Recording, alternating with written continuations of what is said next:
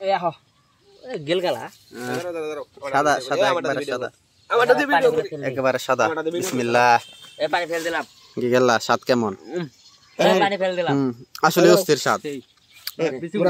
গেলা অস্থির স্বাদ ভিডিও করা হঠাৎ করে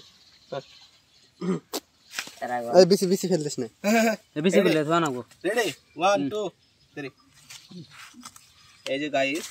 বিসমিল্লাহ বিসমিল্লাহ দেখি রিভিউ দাও এর ভিতরে কিন্তু ওয়া কম